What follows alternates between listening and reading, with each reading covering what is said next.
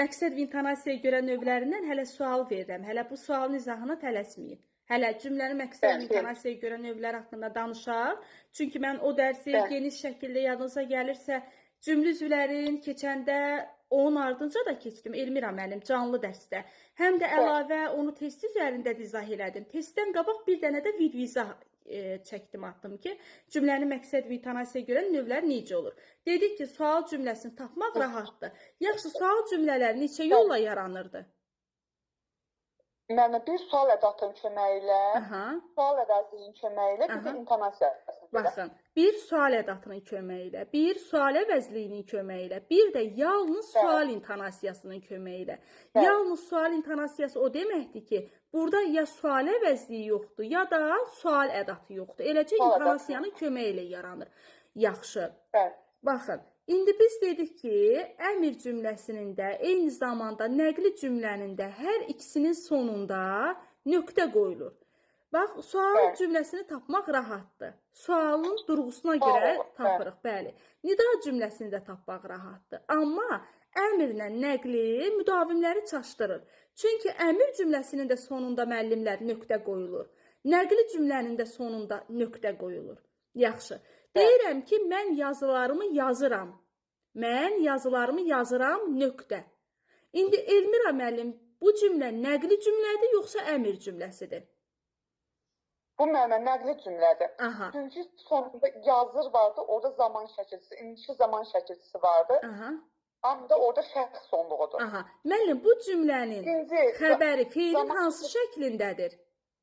Xəbər şəklində. Xəbər şəklindədir. Deməli, yadda saxlamaq lazımdır ki, əmr cümləsinin xəbəri, gəlin yazaq, əmr cümləsinin xəbəri nə olmalıdır? Yalnız əmr şəklində olmalıdır. Bəli, yəni mən artıq nöqtəni görəndə cümlənin sonunda dayanmalıyam. Fikirləşməliyəm ki, nöqtə varsa, ya bu nəqli cümlədir, ya da bu əmr cümləsidir. İndi tapa bilmirəm də, çünki ikisinin də durğusu eynidir. Mən xəbərə baxıram. Mən yazılarımı yazıram. Xəbər nədir? Feilin xəbər şəklindədir. Feilin xəbər şəklindədir. Deməli, bu cümlə nə olacaq? Nəqli cümlə olacaq. Nəqli cümlə həm ismi xəbərli ola bilir, həm feili xəbərli ola bilir. Amma əmr cümləsi yalnız feili xəbərli olur. Çünki əmr cümləsinin xəbəri hökmən feilin əmr şəklində olmalıdır. Yadda qalar Elmira müəllim. Bəli. İnşallah ki, o bir müəllimlər də qeyd götürür. Yaxşı, izah edin 3-cü sualı. Mənə sevinin uşaqlar, gülün, əylənin. Burada əylənin burada olacaqdı əmr şəklində. Çünki burada şəxs sonluğu vardı, zaman şəkilçisi yoxdur. Bu nə olacaq? Bu cümlənin, bu xəbər əmr şəklindədir. Deməli, nida yoxdur ki, biz buna nida cümləsi deyək. Sual yoxdur ki, biz buna sual cümləsi deyək. Nöqtə var. Sonda nöqtə varsa və xəbər də feilin əmr şəklindədirsə, bu olacaq əmr cümləsi. Birini tapdıq. İkinciyə keçin. Burada bir dənə karusel dolanır. Dolanır, burada bir zaman şəkilçisi vardı. Burada nədir? Zaman şəkilsidir. Zaman şəkilsi varsa, bu feilin hansı şəklindədir?